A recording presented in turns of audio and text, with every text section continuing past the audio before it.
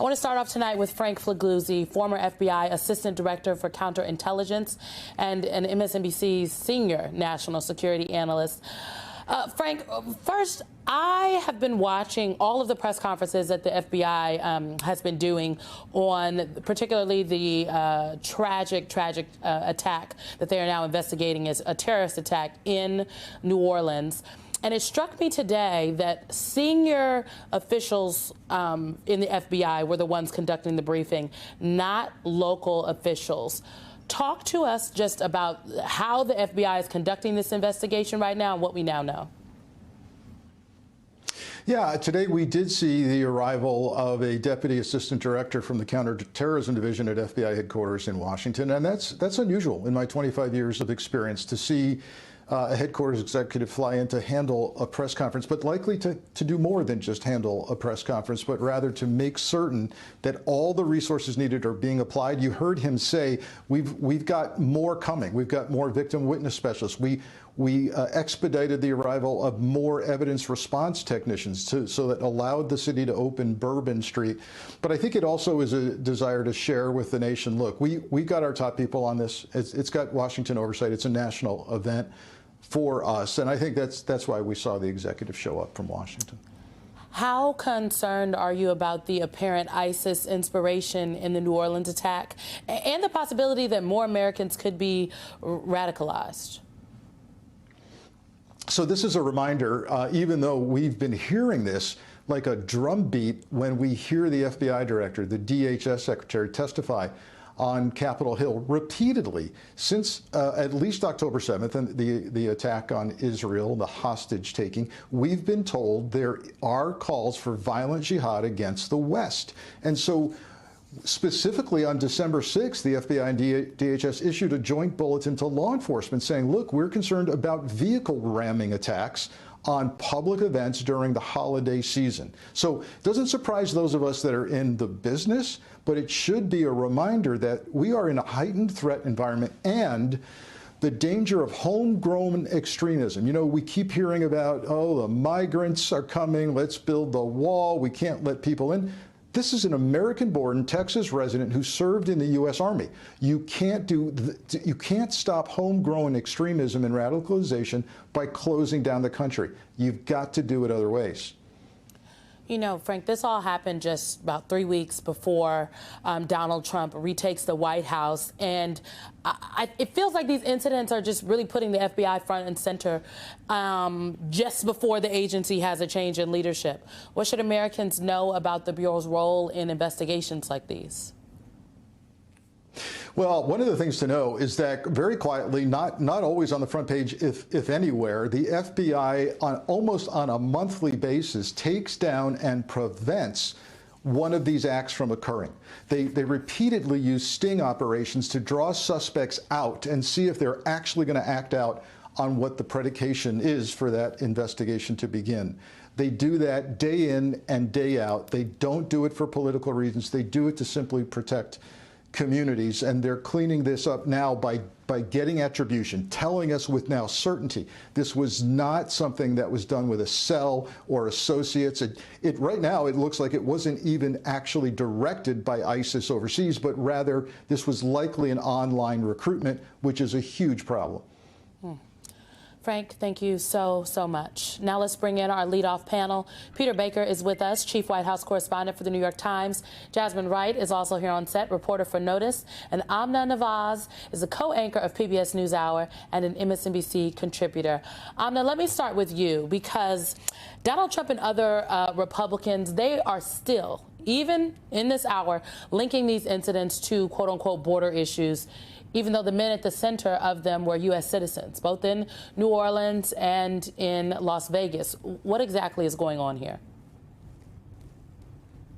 Simone, in some ways, what we've seen from President-elect Trump and many people he's picked to be in his cabinet is very predictable, but also very confusing. As you rightly pointed out, the facts show so far no evidence linking anything we've seen so far to any immigration-related issues whatsoever, period, end of sentence. Frank just laid this out as well. The terror-inspired attack in New Orleans was carried out by a U.S.-born, Texas-raised American citizen, former military veteran as well. And we've seen that kind of radicalization happen on American soil before of American citizens, whether you're talking about Islamic extremism or white nationalist extremism or any kind of form in which propaganda is consumed and people become radicalized on the basis of that.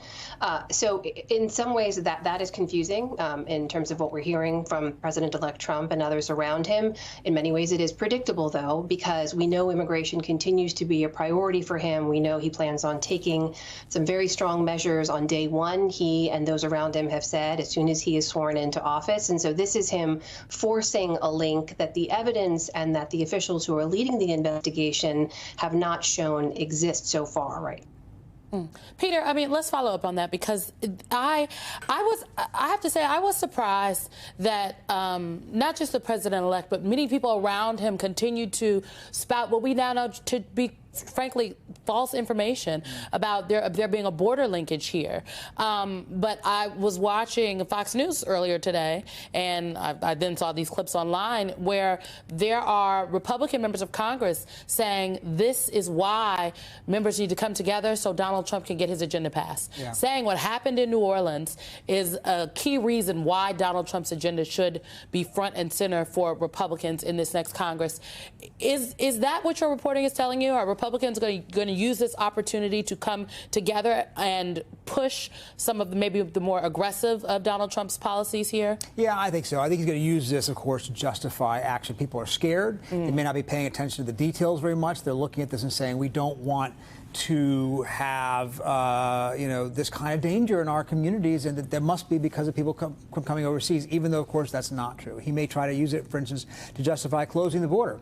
But the only border that would have made a difference here is if you close the border between Texas and Louisiana, right? Because he came from Houston to New Orleans. That's not an immigrant coming in to threaten the country. This is an American-born person who was radicalized in some way. So he's using an incident that demonstrates a great deal of concern for Americans to justify policies on another issue that's not related, because that's his priority, as Amna just said.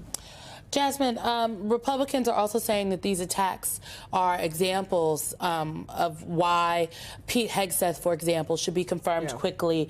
Kash Patel, who is Donald Trump's nominee to run the FBI, the new director of the FBI, they need to be confirmed quickly.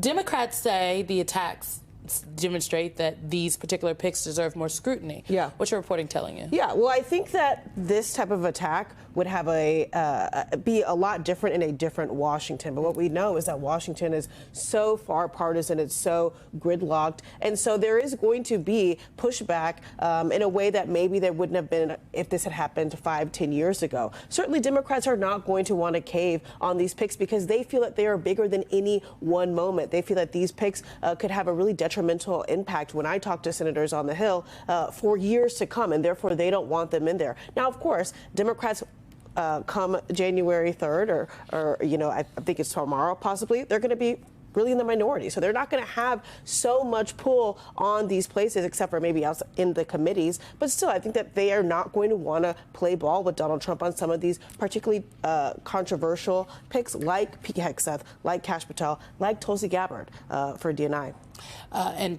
Speaking of Pete Hegseth, his confirmation hearing has been currently scheduled for, I believe, January 14th. So we will be watching that. Peter, the ISIS connection here.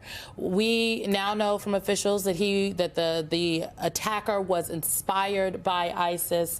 How big is that particular threat going forward?